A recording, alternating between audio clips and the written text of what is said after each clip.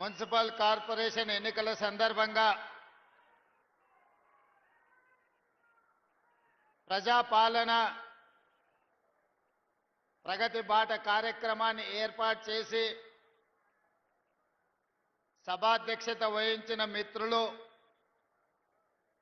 మీ అభిమాన నాయకులు, స్థానిక శాసనసభ్యులు డాక్టర్ భూపతి రెడ్డి గారు,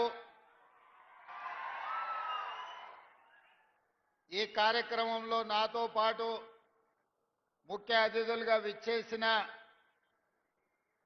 ఇన్ఛార్జ్ మంత్రివర్యులు పెద్దలు ఉత్తమ్ కుమార్ రెడ్డి గారు, అదేవిధంగా మరొక మంత్రివర్యులు పెద్దలు తుమ్మల నాగేశ్వరరావు గారు, అదేవిధంగా నిజామాబాద్ జిల్లా నుంచి కాంగ్రెస్ పార్టీ కార్యనిర్వాహక అధ్యక్షుడిగా, ఈనాడు కాంగ్రెస్ పార్టీ అధ్యక్షుడిగా, శాసనమండలి సభ్యుడిగా 2023 ఎన్నికలలో నేను ప్రజాక్షేత్రంలో తిరుగుతుంటే రాష్ట్ర స్థాయి నాయకుల సమన్వయం చేసిన మిత్రులు కాంగ్రెస్ పార్టీ అధ్యక్షులు మహేష్ కుమార్ గౌడ్ గారు, అదేవిధంగా బోధన్ శాసనసభ్యులు, ప్రభుత్వ సలహాదారులు, నాకు అత్యంత ఆప్తులు పెద్దలు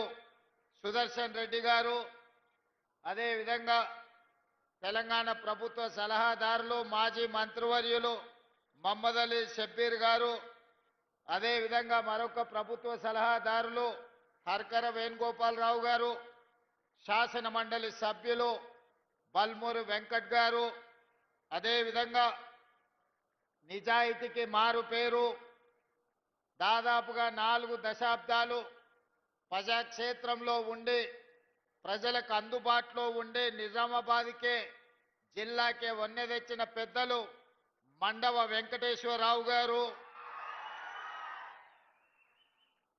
అదేవిధంగా రాష్ట్ర మహిళా కమిషన్ చైర్పర్సన్ నేరెళ్ల శారద గారు, మిత్రులు కార్పొరేషన్ చైర్మన్ మాజీ శాసనసభ్యులు మాజీ విప్ ఎరావత్ అనిల్ గారు, కార్పొరేషన్ చైర్పర్సన్ మిత్రులు మోహన్ రెడ్డి గారు, వేదిక మీద ఉన్న ఇతర ప్రముఖ నాయకులు, వివిధ గ్రామాల నుంచి నిజామాబాద్ రూరల్ శాసనసభ నియోజకవర్గం నుంచి ఇక్కడికి విచ్చేసిన వేలాది మంది కాంగ్రెస్ పార్టీ కార్యకర్తలకు, ముఖ్యంగా మా ఆడబిడ్డలకు ముందు వరుసలో ఉండి మా ఆడబిడ్డలు ఈరోజు ఇక్కడ అందరూ హాజరయ్యి, అదేవిధంగా కాంగ్రెస్ పార్టీ జిల్లా అధ్యక్షులు నాగేష్ రెడ్డి గారు అందరూ కలిసి ఇంత బ్రహ్మాండమైన కార్యక్రమాన్ని ఏర్పాటు చేసి ఈరోజు నిజామాబాద్ మున్సిపల్ కార్పొరేషనే కాదు 7 మున్సిపాలిటీలలో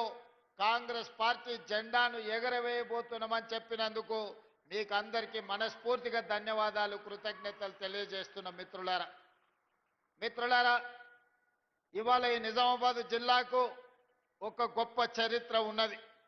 ఈ చరిత్ర గురించి ఈరోజు మనం మాట్లాడుకోవాల్సి వస్తే నా తెలంగాణ కోటి రతనాల వీణ అని నినదించిన దాశరథి ఈ నిజామాబాదు గడ్డ మీద పుట్టిన బిడ్డ. ఇక్కడి జైల్లో నుంచే ఆనాడు ఆ నినాదం అందించారు.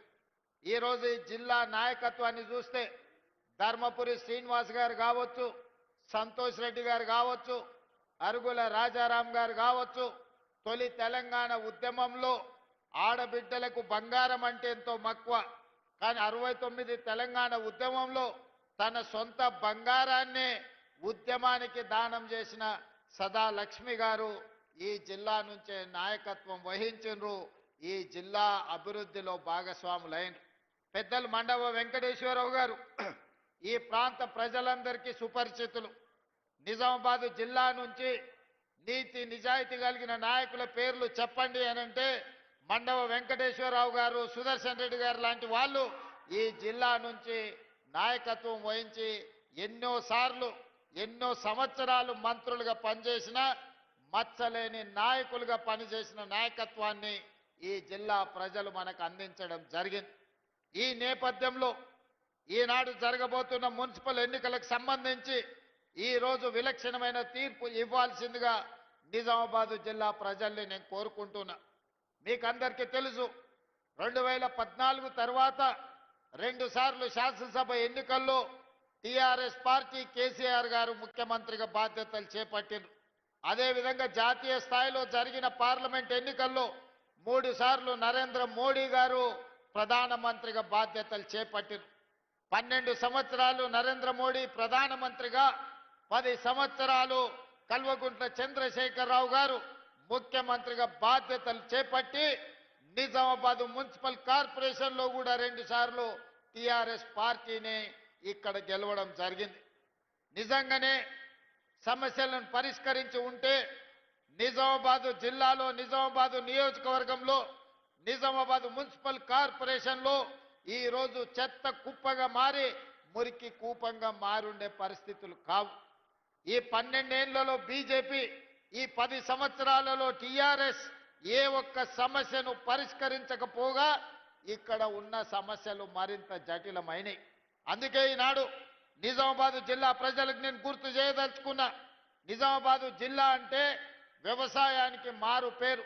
అంకాపూర్ చికెన్ దేశంలోనికే ఒక ప్రఖ్యాతి గాంచింది. ఇవాళ పసుపు, నిజామాబాద్ పసుపు బంగారంతో పోటీ పడుతుంది. ఆయల్లో ఒక క్వింటాల్ నిజామాబాద్ పసుపు అమ్మితే తులం బంగారం కొనుక్కునే పరిస్థితి ఉండే, క్వింటాల్ పసుపు మార్కెట్లో అమ్మి తులం బంగారం కొనుక్కొని ఇంటికి వచ్చేదని పెద్దలు చెప్పేటోళ్ళు. ఇక్కడ చెరుకు కానీ, ఇక్కడి పసుపు కానీ, ఇక్కడ వరి ధాన్యం కానీ, ఇక్కడి వ్యవసాయం తెలంగాణకే కాదు దేశానికి ఆదర్శం. నేను రైతు ధర్నాకు వచ్చినప్పుడు చెప్పిన, హర్యానా, పంజాబ్లో ఏ విధంగా పౌరుషంగా రైతాంగం కొట్లాడుతుందో, రైతుల సమస్య వచ్చినప్పుడు రైతాంగ హక్కుల కోసం, రైతుల గిట్టుబాటు ధర కోసం మొత్తం తెలంగాణ రాష్ట్రంలోనే మొట్టమొదట కదం దొక్కేది నిజామాబాద్ రైతాంగం. ఇక్కడి రైతుల్లో ఉన్న చైతన్యం, ఇక్కడ రైతుల్లో ఉన్న పట్టుదల, పోరాటం దేశానికి ఆదర్శం. అందుకే ఈనాడు రైతాంగ పోరాట పటిమ ఉన్న, ఈ ప్రాంతంలో గొప్ప నాయకత్వం ఉన్న కాంగ్రెస్ పార్టీ ఈనాడు గెలవాల్సిన అవసరం ఉన్నది. ఆనాడు ఎట్లయితే డాక్టర్ వైఎస్ రాజశేఖర రెడ్డి గారు, డి శ్రీనివాస్ గారి నాయకత్వంలో వాళ్ళిద్దరి జోడీలో 2004, 2009 ఎన్నికల్లో కాంగ్రెస్ పార్టీ అధికారంలోకి రావడం మనం కళ్ళతో చూసినాం. అందుకే ఈనాడు ఖచ్చితంగా నేను ఈ వేదిక మీద నుంచి తెలంగాణ సమాజానికి మాట ఇవ్వదలుచుకున్నా. 2023 ఎన్నికల్లో నేను పిసిసి అధ్యక్షుడిగా, మహేష్ గౌడ్ గారు కార్యనిర్వాహక అధ్యక్షుడిగా 2023 నాడు కాంగ్రెస్ పార్టీని అధికారంలోకి తీసుకొచ్చినాం.